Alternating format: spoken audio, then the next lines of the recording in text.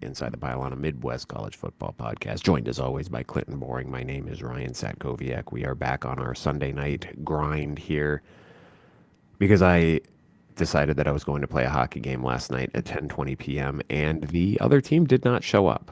So it was 10:30. We were the only ones at the ice rink and we just screwed around for an hour, Clinton, where it's like, we're here, we might as well just make the most of it. I was pissed, sir. How are you tonight? I was pretty good last night, man. I feel bad for you that you guys got led to believe you were going to have that late of a game, but I set up the TV outside last night on the back patio, put the Buckeyes on, and I lined my TV up well enough so that I could see through my window into my living room and also watch the Miami and Florida State game at the same time. But it was a beautiful evening. The weather was fantastic. I might have to do that a couple more times, just even for some night games. Today was great. Little Saints got another win. We're 4-1 on the season, looking pretty good. Got 2 games left. Sad it's Sunday night, though. I mean, I'm happy to be talking to you. We got to go back to work tomorrow. Not overly thrilled, but I'm good. I have been waiting patiently since the Penn State upset yesterday to get on this show and talk a little football with you.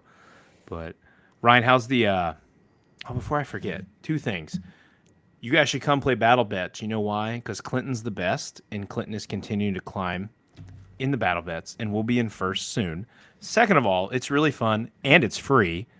And then Ryan and I had our first ever Inside the Pylon head-to-head college football game in our Mac Dynasty. Ryan, let the people know what happened. I can't play defense. I Clinton just won. I I don't know how to play defense. Listen, I can't it do was it. a very close game. We both played shitty defense, which probably happens when your team's overalls are 65.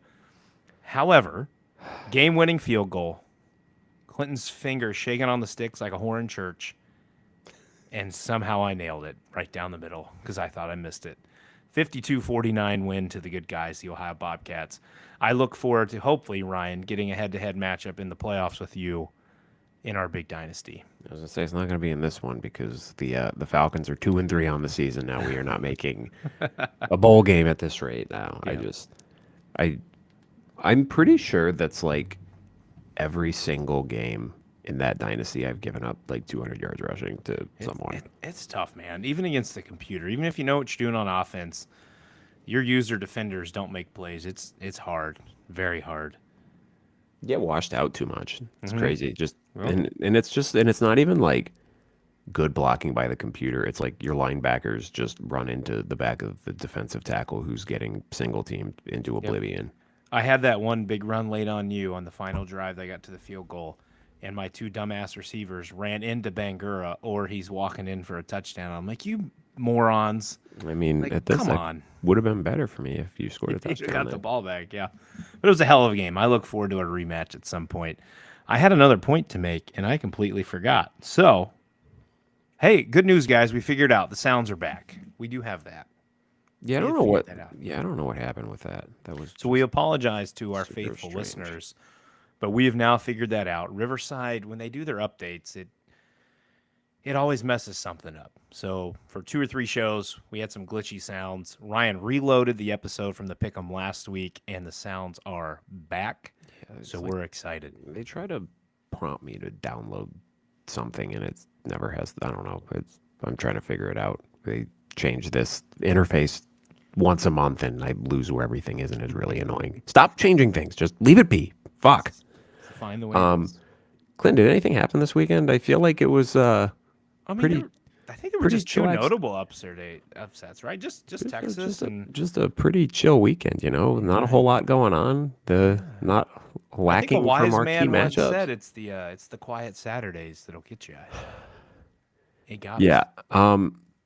So normally this is the part of the show where we start with our game of the week because we haven't had a mind-melting upset yet this season, and thank God it wasn't my team getting mind-melted again. So we're gonna Because start with Northwestern. No, I'm kidding. yeah, my lock of the week, ULM, got their shit kicked in by Northwestern. Good for Preston Stone and their comfort of running backs that had a monster game. But Clinton, James Franklin listened to the outside noise all week of everyone saying, this guy can't win the big game. Sure, man, James Franklin will win you all the games he's supposed to, but he can't win the big game. And he looked college football dead in the face and said, hold my beer. UCLA 42, Penn State 37. A monumental upset, Clinton. I don't know, like, where would this fall? I know, like, I get everyone is, whenever something happens, is steeped in hyperbole and everything's the biggest thing that's ever happened or the worst thing that's ever happened. And I mean, realistically, from a point spread standpoint, this isn't even the biggest upset in the last 12 months in college football. But just like the vibes of the UCLA football program, they fired their coach and their defensive coordinator 2 weeks ago. They fired their offensive coordinator This midweek. week. I don't even think Jerry Neuheisel was trying to rub it in after the game when he was like, yeah, we practiced the game plan for like 2 days and those guys fought their asses off. But like the salt in the wound that had to be for Penn State fans, listening to fucking Joffrey Lannister, who I had to Google to confirm that he is actually 33 years old and not 12, because this dude looks 12 years old, having the time of his life. Good for him, man. Like, did you see like all the stuff, like him after the game, him in the locker room, his dad in the studio? That shit rocked. That's so cool. Also, his head of hair.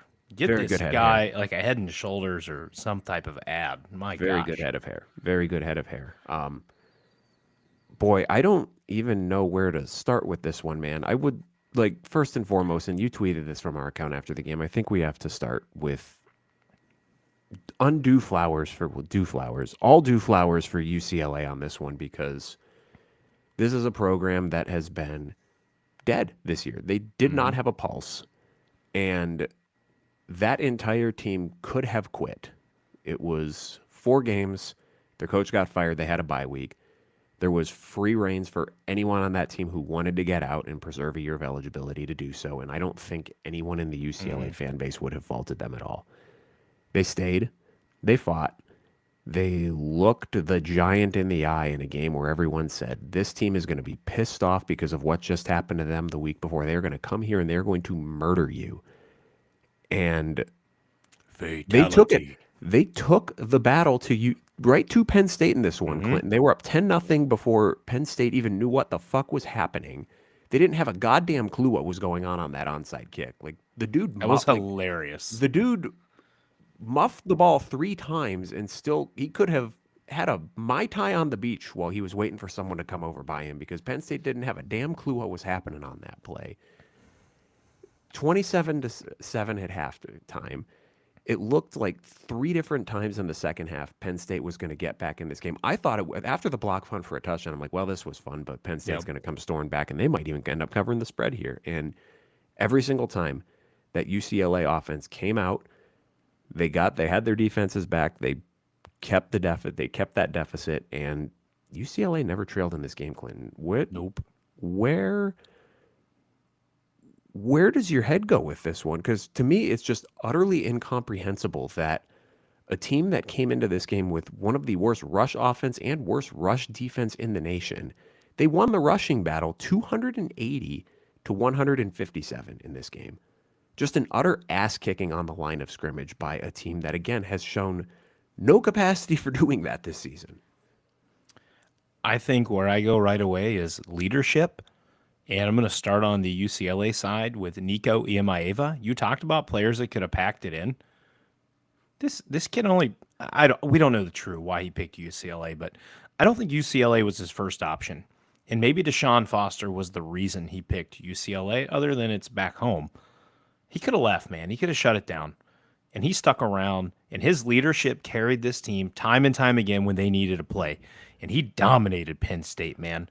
He had 17 of 24, 166 yards passing, but he was their top rusher, 16 carries, 128 yards. And anytime they needed a scramble for a big play, he made it. And he took hits. But then I look to the leadership at the other side, and it's James Franklin. It's not just James Franklin, it's Drew Aller. You're in your 4th year in the system. You're a 4th-year quarterback, 3rd-year starter. You have to be able to be ready. You should not let your team come into a game and play like this. You're not a freshman quarterback or a first-time starter leading this team. You have experience. You've lost tough games before. This is what you do every year.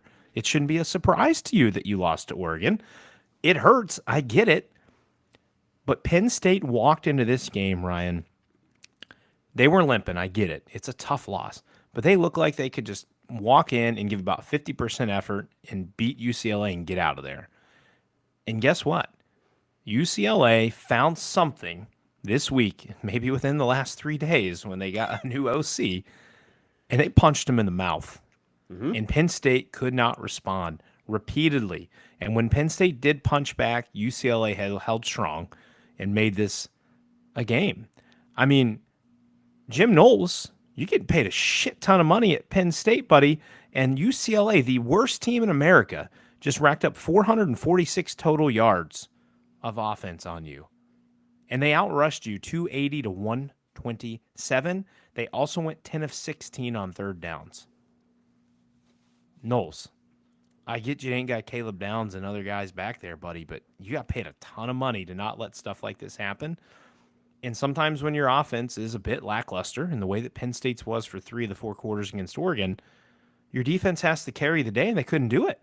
Knowles, Ryan, he refused to spy Nico until very late in that game. Yep. And even when they did, it didn't matter because Nico, as much as we want to ran around 2 guys. Beat on him about some of the stuff last year with Tennessee. We know he doesn't have much here with UCLA. But I tell you what, the kid showed me something on Saturday. He fought, and he kept his team alive. Quick stat on this before we bounce back to you. This was the first 0-4 or worse team, Ryan, to beat a top 10 team in 40 years. The last team to do it was UTEP. They were 0-6 when they beat number 7 BYU 23-13 on October 26th of 1985. That's how rare this happens. And we got to witness one. So I think just as fans, we're not Penn State fans, we're not UCLA fans, but fans of the game, we should kind of drink it in and enjoy seeing something special like that, because this is why I like college football over the NFL. That right there. And I'm thankful it wasn't my team. Yeah, and it's just, I like big picture too. It's just you get the people who like the playoff truthers who don't like the expanded playoff, and they're like, well, it diminishes the regular season. What feels diminished about this? Like, this was we'll get to the big picture, I guess, for Penn State in a second, but this was essentially a season-ending loss for Penn State. Yeah. Not literally, but like, if we think about it critically, like this is a season-ending loss for Penn State. Yeah. It could be an era-ending defeat for Penn State, given the hype that came in with this team. And I mean, we talked about it preseason, like almost kind of like tongue-in-cheek, like what happens if this Penn State team doesn't make the playoff when they've gone all in? And I think, I mean, you said you're going to take your victory lap, and I'll give you a moment to do that in a second. But I don't know. I feel like we kind of asked it tongue-in-cheek, and we're like, there's no way they're going any worse than 10-2. And they're staring worse than 10-2 square in the fucking face here, man. And it's a loss that has seemingly lost the fan base. Like we talked about last week, did James Franklin lose the fan base? Maybe. He's lost the fan base after this one, man. Like that's in that, like, this is something that happens in year 1 of a regime or year 2 of a regime when you're trying to establish your identity, your culture. This cannot happen at this point in a tenure. This cannot happen with what they brought back. There's a completely inexcusable loss. And he's sitting there talking about the travel after the game. Motherfucker, Oregon just drove their ass across country. They stayed an hour from State College, and they beat you in your home. In your whiteout game. Washington just took a hard loss to Ohio State, stunk for 3 quarters, and then kicked Maryland's ass in the 4th quarter and won. And you're going to sit here and talk about travel when you were playing the worst team in FBS. Not the worst team in Power 4. They were the worst team in FBS football heading into this game. And they kicked your ass for 4 quarters. Nope. And you're going to sit there after the game and say with a straight face, oh, yeah, the travel. Like, no, you sit there and take your medicine and say, we stunk. I stunk. I let this happen. I think well, and he said something too. It was like something about, yeah, we talked about drowning out the outside noise, and I don't know if I think there was a they in there. They didn't do a good enough job. It's like, no, motherfucker, you let the outside noise come in. This is entirely a you problem. This, I don't know, man. Just some stuff throughout the game here. I think at the end of the game that UCLA went for the kill, the 4th and 1. that they did not get. But the play before that, they hit the running back wide open in the flat, and he tripped and did not get the first down. I'm like, well, that's UCLA season in a nutshell. But the Penn State piece, man, there's something fundamentally wrong with this offense. Like, Nick Singleton was awful in this game. 11 carries, Continues 39 yards. Clinton continues to be horrible. Through 5 games, he's averaging 3.8 yards per carry. They've played one real team, and he's averaging 3.8 yards per carry. That's like, he's not a functional running back right now. There are 3 transfer receivers in this game. Devontae Ross didn't have a catch. The other 2 combined for 7 catches for 67 yards against this defense, Clinton. We're having the same conversation we had a week ago. These guys did not forget how to play wide receiver. There's something about, I don't know if it's the scheme, I don't know if it's the quarterback, I don't know if it's just like you walk into the Penn State receiving room and there's those infinity stones that just suck your ability to be a good wide receiver or something. It's horrendous. It's not. And I mean, as the game went along, the Penn State offense was not the issue. They got into it a little bit in the second half, and I don't know if they were just sleepwalking and their defense didn't help them out, but the defense could not get off the field in the first half. UCLA ran 44 first half plays compared to 22 for Penn State. We got to say the piece, because I know everyone's going to have the fucking playoff discussion, and I can't believe we're having this is why we don't have the playoff discussion in October, because something ridiculous like this happens that you don't see coming, and it's like, well, this has completely blown up everything. Penn State at 10-2 is making the playoff, Clinton. This should not be a controversial take. If Penn State wins out, they will have a win over what is going to be number 1 Ohio State, because Ohio State's not losing before they get to that game. Ohio State's not losing to Penn State, but humor me for a second. They would have a win over number 1 Ohio State. They would have a win over what is going to be a top 10 Indiana, regardless of what happens in Eugene this weekend. That is a team that is going to make the playoff at 10-2. What has Penn State shown us this year that makes you think they're going to split those games, much less win both of them? What makes you think they're going to go to Kinnick and beat Iowa at this point? Or beat Nebraska when they come to Penn State? I think there's a greater chance that Penn State, at this moment in time, there's a greater chance I think they go 7-5 than 10-2. They look like a fundamentally broken football team right now. It felt like the vibes that I'm getting from this team, watching them play and how lifeless they look, it feels like they put everything into the whiteout game. And when it didn't go their way, that just broke them. And now they have nothing left to give. Do you have the clapping sound, Ryan? I'd like a round of applause. Probably somewhere here. Oh my God. I wish this would just like go alphabetically.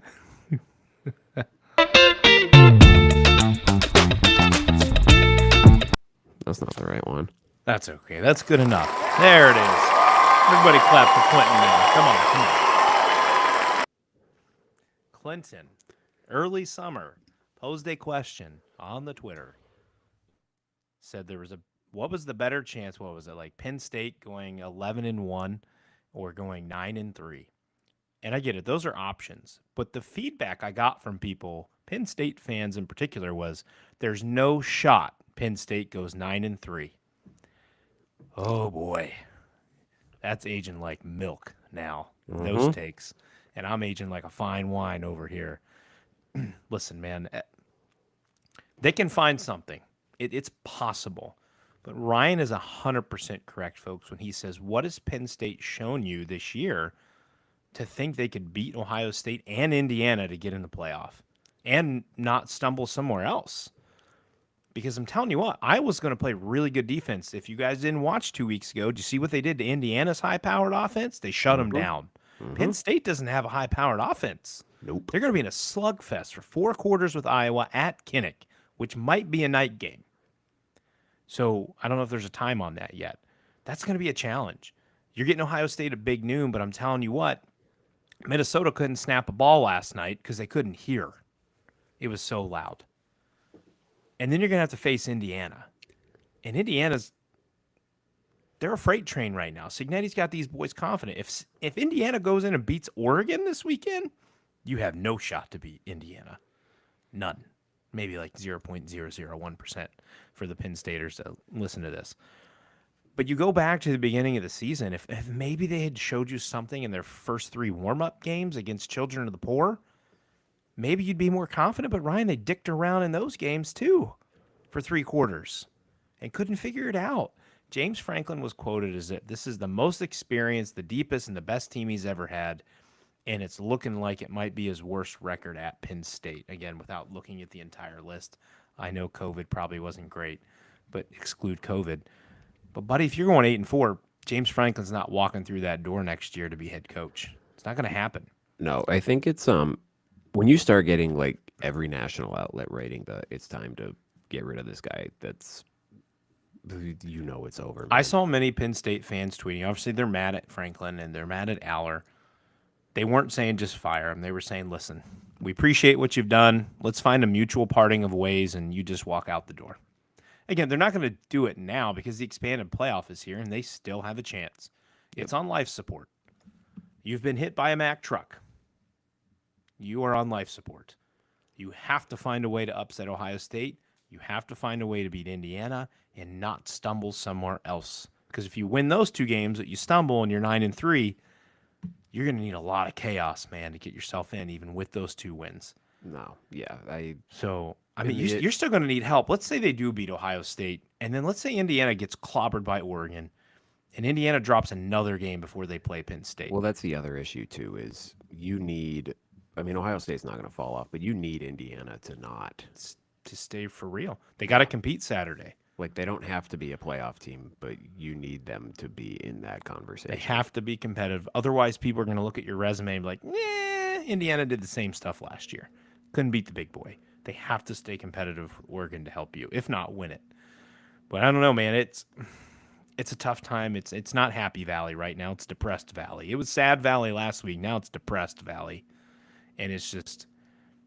I'm with you. I'm going to tune into Flip's podcast. Let me know when that drops this week because I want to hear what their thoughts are. I need some Penn State. I know Zach Seiko. We've had him on from Locked On Nittany Lions before. He was pissed. I don't even need to listen to his podcast. I read his tweets. Landon Tangwall, same way. Like these guys are just chomping at the bit. I can't imagine what they were like post game. Well, I can imagine, Clinton, because I was there a year ago. I get it. I'm sure we'll have. I kind of was too when Ohio State lost to Michigan. That's true. Straight year. That's true. Well, that was the other tweet I saw. Is Penn State's just trying to do the Ohio State where they lose to Oregon in the regular season and have an inexplicable loss to a garbage unranked team. But yeah, but they did that like 6 weeks apart, not back to back. Right. Yeah. Anyway, if Penn State's got to win 7 straight games, man, to make the playoff, so that's. I don't see it. I don't see it happening. I'm going to get that round of applause again. You play that for me when they lose their 3rd game. And I got to go dig and find that tweet because I'm going to put it back up. Yeah, well, you send 900 tweets on game day, so it's going to take you a while to get back to wherever that was. Right. I know, right? Yeah, I'm sure we'll have more on Penn State as the season goes along, but, it's week 6. And we'll have more tomorrow night because it's a power rankings, and I want to know where we each put them. Oh, my fuck, yeah. That's... Yeah, they are. It is week 6, and they are out of the playoff discourse for now. Again, not dead. Let's be clear with that. They are not dead, but they are barely breathing at this point. The game of the week, Clinton. Now we can get back to our regularly scheduled programming. Are the Black Shirts back? Nebraska 38, Michigan State 27. Michigan State only had 242 yards in this game. Only 400. Yeah, only 400 yards. Only 242 yards in this game. That Nebraska pass defense, man, is fantastic. Lethal. They completely bottled up Aiden Childs in this game. They had him bottled up so bad that Jonathan Smith threw the backup quarterback out there for the garbage time drive just to, he said something. It was like, yeah, the game was kind of over. I just figured to get him reps or something like that. I don't know. Childs in this game, 9 of 23, 85 yards, 2 interceptions. Their backup, I'm not even going to attempt to pronounce. Well, Childs did get hurt at one point. Is why the one guy came in early, like around the 2nd quarter. Yeah, Alessio Milivojevic. I can't pronounce Serbian names. 6 of 7 for 71 yards. He had a garbage time touchdown.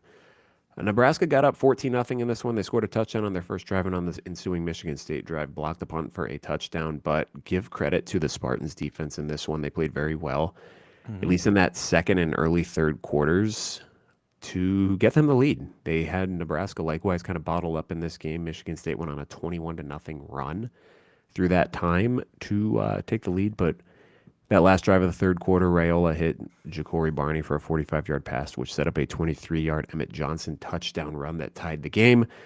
And then Michigan State fumbled the ensuing kickoff, and that kind of sent them down the rabbit hole there a little bit. So Nebraska gets a field goal. They get up 24-21, and then Michigan State's next three drives. Clinton, 3 plays, 6 yards and a punt, 3 plays, minus 3 yards and a punt, 4 plays, minus 8 yards, turnover on downs. There was a stop in there, but that was kind of the difference in this game there, Clinton, is the Michigan State offense did not really help out their defense at all in this one. It was kind of an offensive shit show on both sides, to be honest. Emmett Johnson steals the day with his 3 rushing touchdowns. I think he didn't break 100 yards. I think he was in the 80s, but neither quarterback was great. We talked about this, how we thought both quarterbacks, this was a chance for them to kind of show out, and Raiola wasn't bad. Childs did contribute 2 rushing TDs, which counters for his passing, but if you look at the offensive lines, neither one of them were worth a shit in this game. Nebraska's offensive line gave up 5 sacks. Michigan State's gave up 4. And the team's defenses combined had 19 TFLs, Ryan. 7 for Michigan State, 12 for Nebraska. That is not good offensive play for either team. No. You already mentioned it. There were key mistakes from Michigan State that just, confounded and gave Nebraska chances. So 2 critical first half special teams errors and then another one late in the third. Nebraska scored on 2 of those 3. So Nebraska took their chances or cashed in when they made those plays to be able to get points out of that. So pretty competitive game throughout, but I expected more points. I know we kind of got there a little bit late, but you're right, man. Nebraska's pass D is, I don't want to say elite, but they're damn good. Very, very good. They haven't played a super high-powered passing attack yet. We know Michigan tends to lean on the run, and then Michigan State is probably middle of the road, maybe a little higher than that. But it's a continued development for both quarterbacks. I'm going to try to pull up here real quick what Nebraska's got coming up on the schedule here to see what kind of passing offenses they're going to face. You'd say Penn State, but that's not one because they have no one coming up. So USC will be a stout challenge.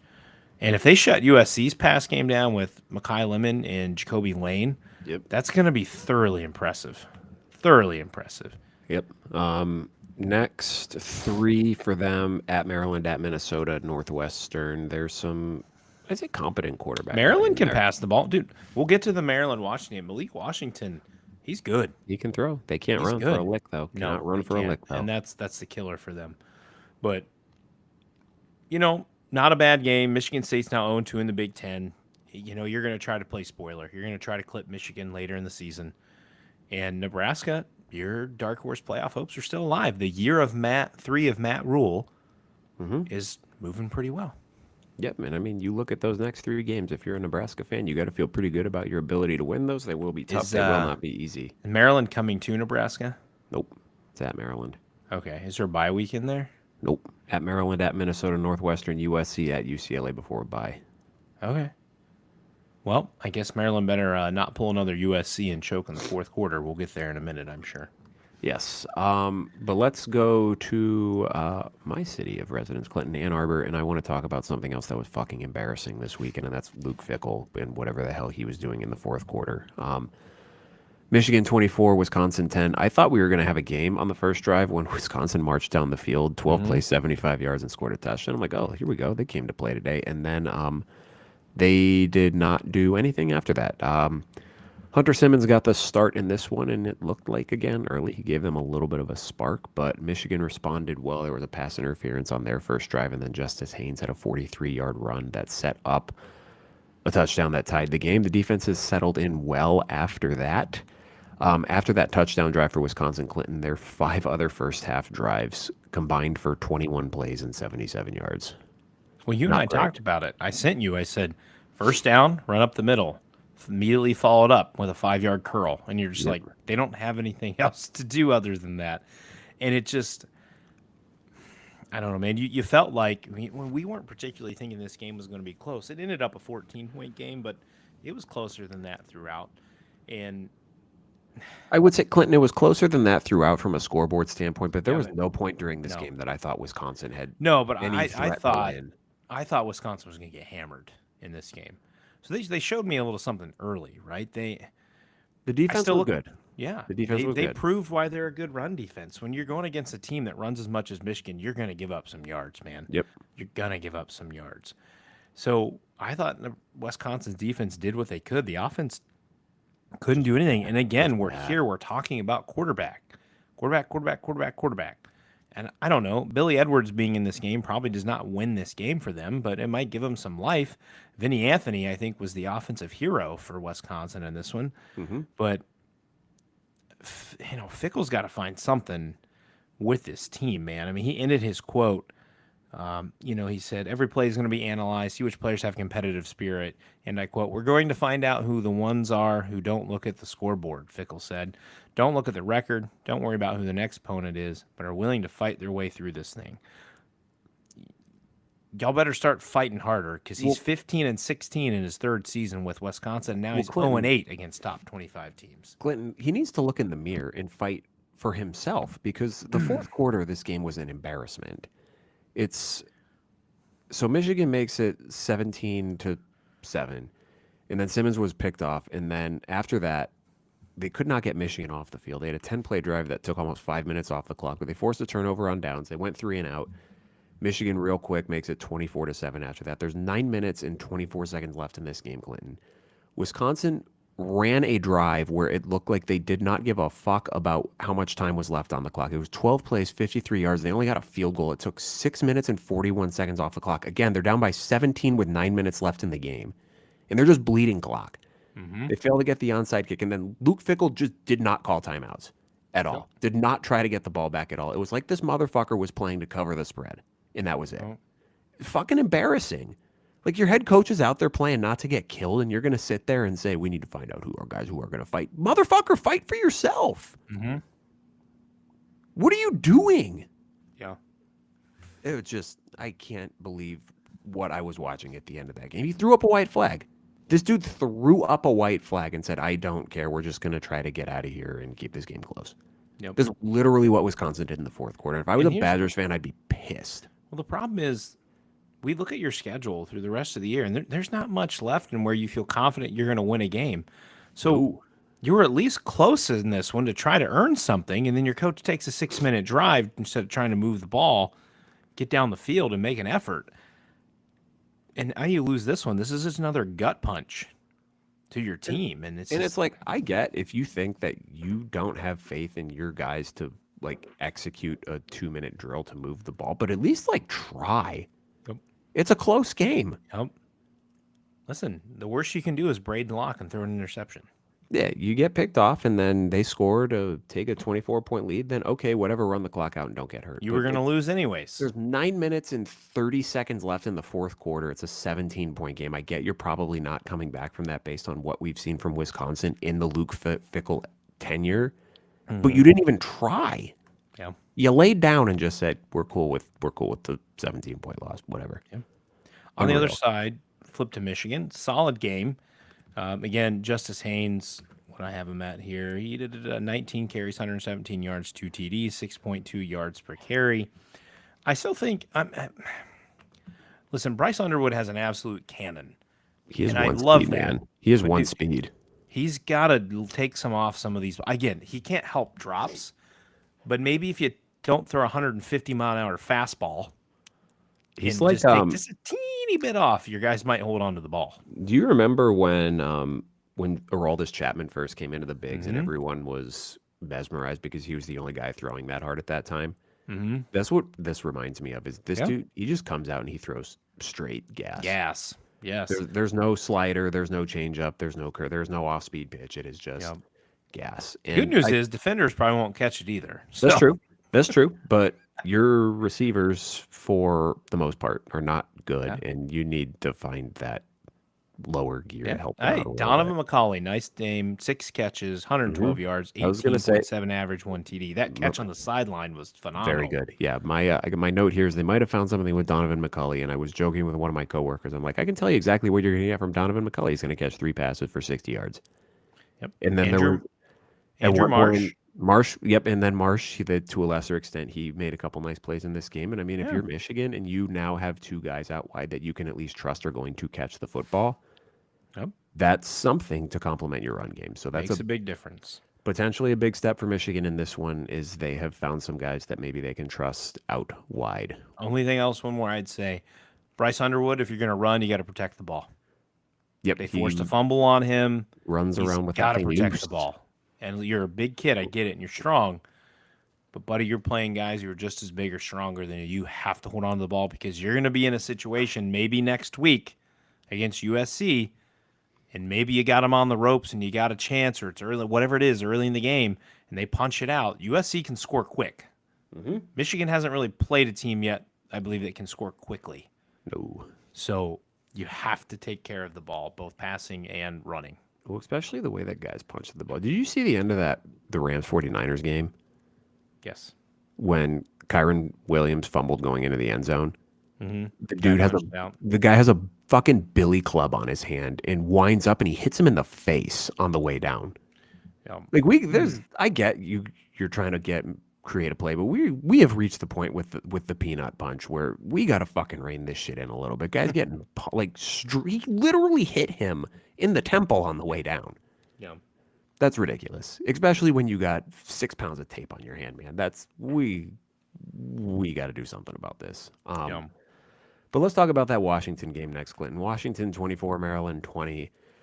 I kind of tuned this game out for a minute because it was 20-0 early in the third quarter for Maryland, and my thought was, here we go again with Washington. They cannot win on the road. And huge credit to the Washington defense in this one because after a long field goal drive at the beginning of the third quarter to make it 20-3, they held the Maryland offense to 3 plays, 4 yards, and a punt. 3 plays, 1 yard, and a punt. 6 plays, 15 yards, and a punt. 7 plays, 32 yards, turnover on downs. And during this, Washington had 3 straight touchdown drives in the fourth to make it the final margin. And we talked about, kind of alluded to it a second ago, Maryland cannot run the ball. And this is the type of game where that kills you. Mm-hmm. When you are up by 3 scores early in the third quarter and you just need to milk some clock, you just need to get 3-4 yards a pop, shorten the game, and they could not do it in this one, man. They only ran 20 times. They only had 55 yards. They attempted 49 passes in a game when they were leading by 20 points in the third quarter. That is insane to me. Well, Maryland decided to take a page out of USC's book and have a fourth quarter collapse. Listen, the clock turned, or the calendar turned to October. Yep. September, Maryland's done. 21-0 in the fourth, man. And you know what? Props to Washington's defense. They did not look good early. No part of Washington looked good early, but their defense looked cheeks and didn't look like they were going to stop anything. So they did this all out forcing a turnover. They just shut them down. Yep. Again, when you can't run the ball, it makes it a lot easier. Washington, of course, they look sluggish. I don't know if it was the travel, if it was coming off when you faced Ohio State last week, and when you play those top 5 teams in the country, it's really hard to bounce back the next week. But yeah, here's the stat line on Washington's final 5 drives: 45 plays, 298 yards, 24 points, and a game-ending kneel down. Maryland's final 4 drives: 19 plays, 52 yards, no points. Coleman's go-ahead touchdown at the end of the game, Ryan, was the first time Maryland's trailed all year this year. Crazy. And then this is also going to get Washington their first Big Ten road win.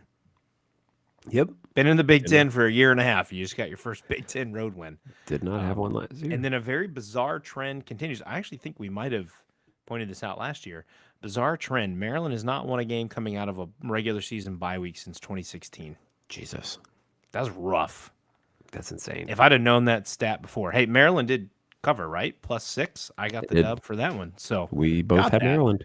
But, maybe Washington found something. It took them 3 quarters to do it, but they found some explosiveness. I really like Malik Washington for Maryland. I think he's a really good quarterback.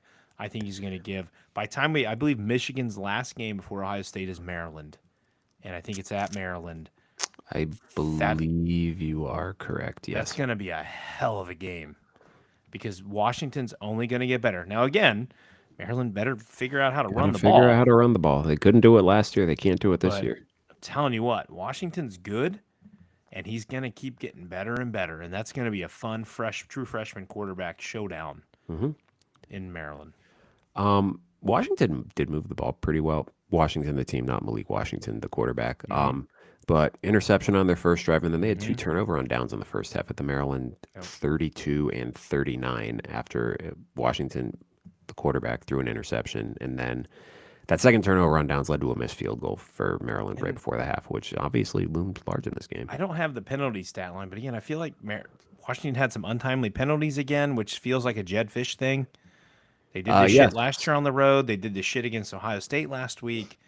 They have got to be more, I don't know what's the word I'm looking for. Disciplined. There we go. They've got to be That's more the word. disciplined. That's the word. Have to be. Yep. Well, technically my Washington playoff scenario Still is alive. still in play technically, but not exactly confidence inspiring this weekend. But good for Washington. Like you said, first Big Ten road win. They got a home game against Rutgers next week, so they try to get to 5-1 here. Clinton, the shootout of the weekend: Illinois 43, Purdue 27. This looked like it was going to be trouble for Illinois early. Purdue had a long touchdown drive after a punt on their first drive. It was 7-3. They were moving the ball pretty well, but Michael Jackson fumbled it. And one play later, Luke Altmaier finds Hank Beatty for a 62-yard touchdown. And then at that point forward, Illinois never trailed, despite it getting hairy at a couple of points. They punted their first drive of the game, but they finished the first half slash started the second half with 6 straight scoring drives on a 30-7 run that made it 30-14. And really the breaking point in this game was midway through the third. At this point, it's 30-21, and Purdue forces a 3-and-out. Michael Jackson muffed the punt, giving Illinois the ball at the Purdue 9-yard line. The Purdue defense did a great job forcing a field goal, but that seemed to kind of kill all offensive momentum. They went 3-and-out on their next drive, preceding an Illinois touchdown. They made it 40-21, and that was kind of it at that point. This is a career-high 390 passing yards for Luke Altmaier. He did it on only 19 of 22 passing. He had 1 touchdown. As a team, Illinois did not do a great job of running the ball in this one, considering what we've seen from the Purdue run defense this year. But Khalil Valentine did have a very good game. 22 carries, 95 yards, and a touchdown. Hank Beatty's a monster. He had 186 yards receiving.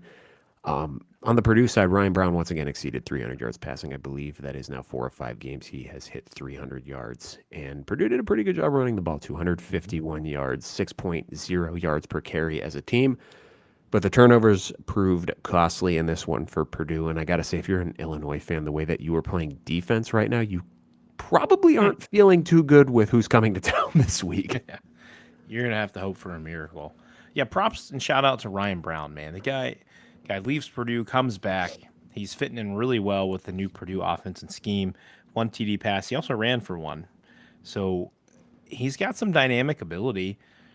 Illinois really had trouble closing this game out because they had to just kick field goals, settling for field goals. Alano finished with 5 field goals, which is the most by an Illinois player since October 2001. Jeez. So 24 years. Long time. Those field goals, if you kick 5 field goals next week, you're going to lose by 40. Ohio State will kill you. You have to convert those into touchdowns. Ryan pretty much hit all my stats that I had bold pointed here, other than the Illini, and we'll hold the second here for the name of the trophy, the Cannon Trophy. They retained the Cannon Trophy, and they defeated their border rival for the first time that they've beaten them back-to-back since 2001-2002. That's crazy. Most importantly, Clinton, Purdue is now what, 0-9? The game after that Taylor Swift. And Ohio State won. So it's something about Taylor Swift. Listen, Purdue is definitely showing progress, man. Much better team than they're fighting. Much better team. They have an offense. They do not have defense right now. Did I put that here? Here we go. The Boilers' offense has shown it can score in the last 2 games, even against ranked opponents. However, the D is flaccid. It's getting gashed for both big plays, left and right. I had to make sure I knew I had that note on this one. I had to find it. The old flaccid D. You don't want none of that. They make Viagra for Don't you put that evil on me! Cialis. Not a sponsor. Could be. Oh, I don't think we want that one, man. 4 hymns. Yeah, there you go. Grow some hair. Clinton, Northwestern, the Wildcats. Let's talk about them. They scored 42 points to Louisiana Monroe's 7. That vaunted ULM rush attack that I was so high on our preview show was held to 87 yards on 30 carries in this game, and they really were not much better passing as a team. 12 completions on 23 attempts for 186 yards. Northwestern had one drive that ended at the end of half. Otherwise, they scored on their 7 drives prior to a punt late in the fourth quarter. Just an unbelievable offensive performance in this game. 515 yards. Don't you say Stone stats. That's my one bullet point here. All right, you can talk about Preston Stone. I'll talk about the rushing games. Deshaun Reeder had 11 carries for 79 yards. Caleb Komalafe, 13 carries, 75 yards, and 2 touchdowns. They rushed for 246 yards as a team, and on defense, 3 sacks, 7 tackles for a loss for Northwestern. Very good performance for them. Clinton, that is the type of performance that keeps your head coach employed. Absolutely. And we both took ULM in this one, and it was because I watched Northwestern play a G5 team earlier this year, and it did not go well. And this was the leader in the Sun Belt currently being ULM. I thought ULM would get a much better game, but we got 2023 Preston Stone in this game, Ryan. 262 yards and 3 TDs. So maybe he's finding a rhythm. Well, guess what? A team we thought was counted out. A G5 quarterback. Exactly, but we thought there was a team counted out this week who knocked off Penn State, and guess who's coming in to play Penn State next week? The Northwestern Wildcats. They did beat UCLA, just saying. So they better get their heads on straight, because the Wildcats are feeling pretty confident, I believe, Ryan. They only have 1 loss, right? No, they have 2. They have 2? Who's the second loss? Oregon. Okay, Oregon. Sorry, Oregon and Tulane. There we go. 1 loss in the Big Ten. That's what I meant. Yes. 1 loss in the Big Ten. Better than what Penn State is right now. Clinton. Maybe they'll be ahead of them in my power rankings. Clinton, I think if Northwestern beats Penn State this weekend, they might try to execute James Franklin at midfield after the game. Oh, my God. He just better get security and walk straight out. Yeah. No, I'm not going that far. 2 left. I don't have a good transition to this one, so I'm just going to say Notre Dame 28, Boise 7. This game was an affront to football. Flag fest. The ACC officiating crew who worked this game should never work a collegiate football game ever again. There were 24 accepted penalties in this game. Each team had exactly 112 penalty yards. It felt like every other play in the second and third quarter there was a flag. There was at one point in the fourth quarter after a Notre Dame interception that NBC threw up the flag graphic when there was no penalty, because I am just assuming they thought that a penalty occurred because they were throwing flags on every play. It was disgusting. I did not have fun watching this game. I yelled at my TV at several points, and it was all due to the officiating. And it was both sides, man. This was just an atrociously officiated game. It was choppy. This game took way too long because we had to keep stopping it because the refs had no idea what they were doing. But Notre Dame has a defense now, man. They offense was not fantastic in this one. It was not crisp. They left points on the board. They were stuffed on a 4th and goal from the one on the first drive of the game when they tried the Wildcat again for some reason. I don't know why they keep doing that. They need to never do that again. And then midway through the second quarter, it was 6-0. CJ Carr missed a wide open Will Pauling on a 4th and 8 from the Boise 28 for what would have been a walk-in touchdown. Concerningly, Jeremiah Love left this game briefly with an injury. I'm not really sure if it was his leg or his head. He kind of fell weird, and he came back, though, and he had a good game again. 16 carries, 103 yards, and a touchdown. Jadarian Price, 8 carries, 83 yards, and a touchdown. He was good again. But if you told me pregame that CJ Carr would play like a B- game, I'd just assume that Notre Dame would lose, because I just assumed the defense would get gashed, and they did not in this game. They were fantastic. Certainly having the best cornerback in college football back, mostly full health, helps a ton. He had, that would be Leonard Moore for those of you not keeping track at home. He had 2 interceptions in this game. He just completely locked down half the field. He is so damn good. But as a whole, the rest of the secondary looked much more in sync. The linebackers were making plays both in pass coverage and at the line of scrimmage. 4 sacks in this game for the Irish, 4 interceptions in total, and they also had one wiped off by what was probably the worst roughing the passer call I have ever seen in this game. Clinton, the officials called a roughing the passer call on this on a run play. That's how bad the officiating was in this game. It was just egregious. Horrendous. It was fucking horrendous. Yeah, I really don't have anything other than that. If that's how the Notre Dame defense is going to play the rest of the year, then they're not losing a game until the playoff at some point. Yeah, I tried to tune in this one as much as I could. This was also on at the same time as Bama Vandy, Texas, Florida, and I was all of a sudden really interested in UCLA, Penn State, which I did not Oh, anticipate I having know. have happen I texted during you this. probably, and I think I texted you at halftime of that game. I'm like, I had no intention of watching any of this game today, and that is literally all I have been fixated on. I was coming to find real quick because I don't think it happened this week. No, I said that Jeremiah Love and Jadarian Price would go over 200 to get total again. I They thought were they would. 183. Yep. So it did not happen. And then Love had 11. Price actually had no catches in this game. I'm pretty surprised by that. We're not a Boise State team. Maddox Max and 4 picks. Buddy, you can't go on the road and do that if you think you're going to win. Just not going to happen. But overall, solid performance for the Irish. Carr's 2 TDs. He still looks pretty steady along. He's going to make freshman mistakes from time to time. I really like Malachi Fields. I think he's a really good playmaker for this team. Will He's Pauling just seems to fantastic. sneak in every so often. I mean, only 2 catches, but they were 43 yards and one was a touchdown. I know you said he Hmm. missed the chance for the other one, but the Irish receivers are They're good. pretty effective. They They're actually there. have But I receivers. like them. I like the Malachi Fields. I think that was a huge offseason addition for them, and that is holding true at this point.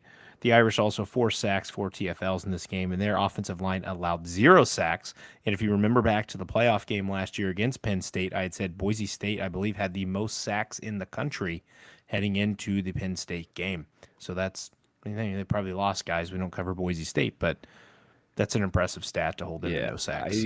I don't know their sack number off the top of my head this year, but I do believe they're averaging like per PFF 21 pressures per game, or they were coming into this game. So they still get after the Oh, quarterback, but again, their competition level to this point has not been fantastic. So I don't absolutely. know, just win, man. Finish up Ohio State 42, Minnesota 3. We're saving the best for last because I mean, we're seeing the tweets on this team's the best team, this team's the best team, blah, blah, blah. I don't really know that it's a question that Ohio State's the best team in college football right now. And they're each week, man, starting to unleash a little bit more. And I just love the way that Julian Sane throws the football. It is so Hmm. pretty. Such touch. Like he's kind of the opposite of Bryce Underwood, where Bryce Underwood just has the fastball. I feel like Julian Sane's kind of like Greg Maddux, where the ball definitely, like, not saying that he doesn't have a strong arm. The ball definitely zips off of his hand. He's got the quick release, but the way that he can kind of paint that outside corner with the backdoor Hmm. changeup is fantastic.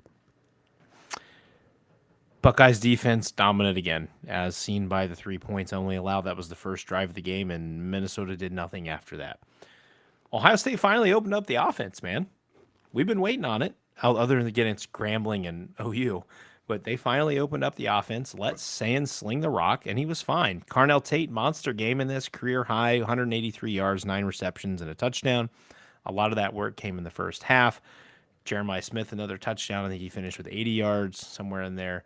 Max Clare finally got utilized. And this is what I talked about on last Thursday's show is Ohio State's getting out of the 3-4 tight end formation, which they didn't do a lot of this game.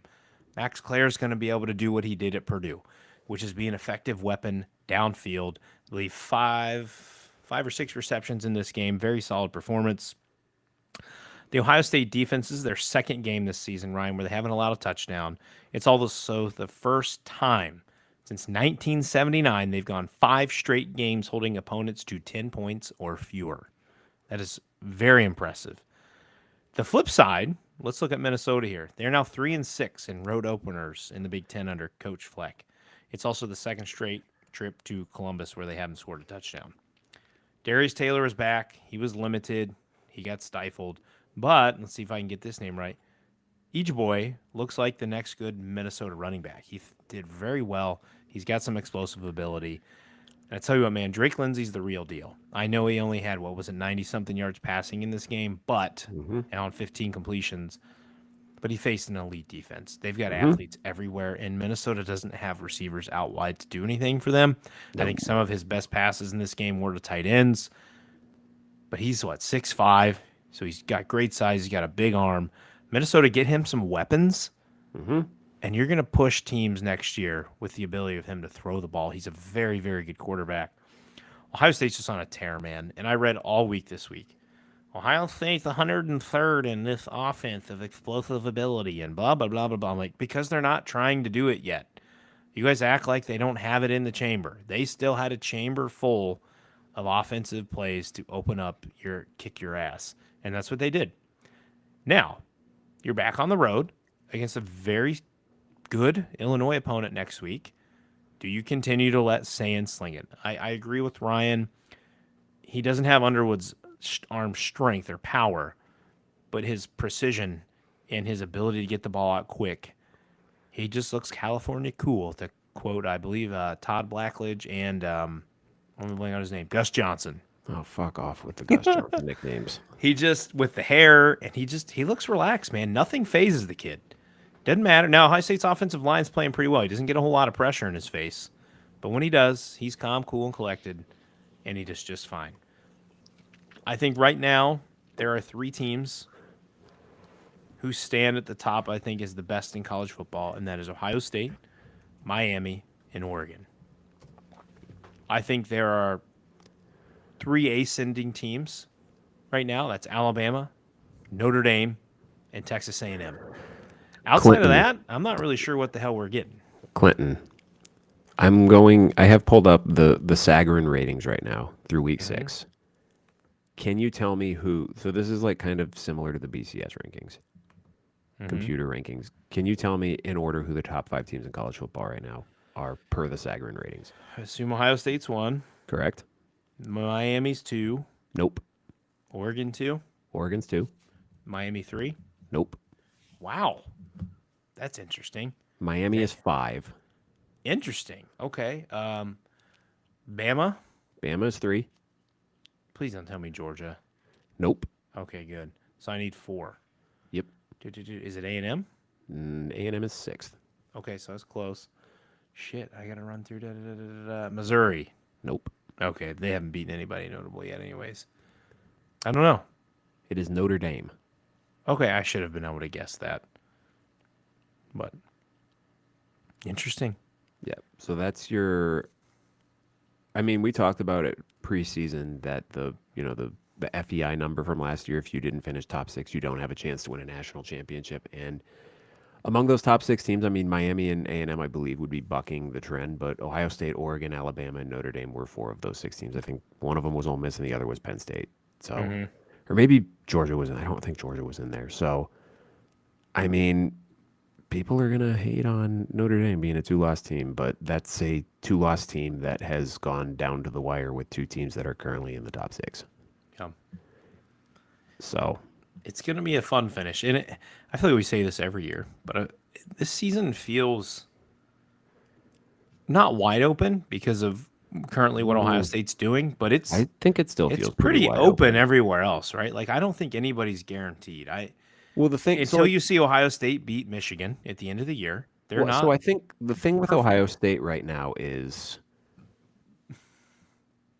Julian Saint's still a young quarterback, and he looks fantastic, but you almost wait for the shoe to drop with a young guy, like just the one brain fart game where stupid shit happens, because that's what happens with young quarterbacks. And I think, too, with the defense, I don't know that I don't want to say that they haven't gotten a test, because that sounds belittling their accomplishments, but like the way the Texas win has aged, I think we've come to realize now that Texas's offense is not what we thought it was going to be.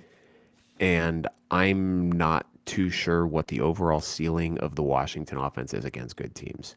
And I don't think there's a team on Ohio State's regular season schedule that is going to stress them in a way that is going to be challenging, if that makes sense. Likely Oregon or Indiana in the Big Ten championship. Right. So you would, for the Ohio State defense to get like a legitimate, like elite test, it's going to happen in the playoff or in the Big Ten title game. And until we see how that plays out, I think there is going to be a little bit of a question on what the overall ceiling is. I think it's still outstanding. Like, I mean, we're still talking about the best defense in college football, but do they have that one game where somebody out schemes Matt Patricia, or someone blows a coverage at an inopportune time, or you just get beat by an athlete? I think that's something that's still on the table. I don't know that. I mean, for the rest of the regular season, yes, like I don't think Ohio State's losing a game, and honestly, I don't know that they're going to lose the Big Ten title game either, but I mean, I don't know. Maybe there's not an offense that can do it. You know what I mean? Like, there's still that kind of high-end question. I don't know that they're necessarily this insurmountable juggernaut the way that you looked at like the mid-2010s Bama or the early 2020s Georgia, but I think they're certainly the favorite right now. the one thing, and Blackledge pointed this out last night. When you bring an NFL DC to college, the NFL DCs are so much better at just adjusting on the fly, like Yes. in-game action versus like I need it at halftime. And that's like Al Golden said that too a lot. Like, you can't wait till halftime to make the adjustment. You have to make the adjustment now. Yep. And Notre Dame's defense the last 2 years was so good. Like, it was like clockwork. They would get beat up a little bit on the first drive of the game, either give up a touchdown, give up a field goal, and then they wouldn't allow anything the rest of the game because now Al Golden's seen what you're working with, and you're not going to beat him again. Yep. And then go to the Michigan-Wisconsin game. Wisconsin went right down the field and punched Michigan in the mouth, and guess what? That shit didn't work anymore because Wink Martindale adjusted to it. Down. Yep. So having an NFL DC, everyone laughed at this when Ohio State, first when they brought Martindale back to Michigan, and laughed when Ohio State brought Patricia in. It's boding pretty well for both of those teams. You also need players who can think the game at a high level too. Like, you can't just be like, I'm not going to say a school because that's going to be disparate. You can't just be, Big 12 school X that brings in an NFL DC that doesn't have the talent or the guys with high football IQ, because you try to do a complex scheme and they're looking at you like, what the hell are you trying to do here? You need those experienced guys. Like, Caleb Downs makes any scheme work. Like, if you're starting with Caleb Downs, like, okay, I have a guy that I can throw out there who is going to pilot all of these Ferraris that I have out here. And you put Arvell Reese in middle linebacker, who is a genetic freak and can not only spy you, play pass coverage, and then erase your run game all on his own. Those are two very good starting points. And then you got Sonny Styles too, who's also an athletic freak, who has been in the middle of that defense now for a year, who knows what he's doing, who also thinks the game at a high level. Like, that spine of your defense is as good as you can possibly hope for, and that's going to make any defensive coordinator look good. Yep, absolutely. It's going to be a fun week next week, man. There's a lot of good games. Guys, remember the next 2 weeks we are still also on Sunday, and then we will get back to our Saturdays. Other than we got to figure out what the hell we're going to do for the Oregon week. Maybe we just combine a reaction show on a Monday and do it that way, because I might be pretty jet lagged on Sunday when I get home. Yeah, do a live show on Friday night after the game. Real quick, Clinton, the MAC minute. Kent State blown apart by Oklahoma, 44-0 in this one. What were the Bobcats doing? Wasn't just the Bobcats. Didn't Central Michigan lose too? And to Central Akron? Michigan. Yeah, What about Buffalo? Ball State 20, Ohio 14. Ohio, I think they had something like 160 some odd yards in the first quarter and then just completely fell apart after that. It's just some dumb decisions. Bad snaps. Bad snaps was the problem in this game. Yep. But also Akron 28, Central Michigan 22 in this one. That was another big upset. That kind of, I don't know. I think it's going to turn the MAC on its head because I don't know. Didn't Alex tell us there hasn't been a back-to-back MAC champion in quite some time? That's true. And there's a reason for it.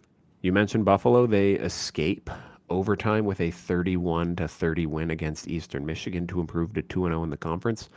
Miami now 1-0 in the conference. They got a 25-14 win against Northern Illinois, and then Western Michigan 2-0 in MAC play now with a 21-3 win against UMass, who remains winless on the year. OU faces all of those teams, so they will get their chance to right their ship.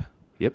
So, Bobcats, you got to figure it out. Parker Navarro, stop turning the ball over. That's all I got. Yeah, that was. I mean, I said that on the show. His interceptions worry me. He's really good, but you guys. Where are we? You think we have a MAC minute sound for this Thursday? I'll probably see if I can drum something up. Yeah, you got all Mondays off. You got it. Yeah, that's true. I'd probably do something tomorrow. Okay, we'll be back with you guys tomorrow night, 9 p.m. Eastern time, or I guess tonight if you're listening to this on Monday. We'll be back Monday night at 9 p.m. Eastern time. We're doing power rankings. This should be fun, considering first one since summer. Yeah, considering the chaos that has happened. And also, guys, we decided to do this like last Wednesday. This was before Penn State choked, so this is going to get pretty interesting tomorrow night. As Penn State is now unranked, I believe, in the AP. They are unranked. And Texas, too. Oh, my golly. Everyone was talking about which AP top 10 team is going to end up unranked. You got 1 and 2 are currently unranked. And I don't know if they'll finish that way, but, I mean, if both those teams go 8-4, I wouldn't be surprised. Okay, guys, thanks for tuning in.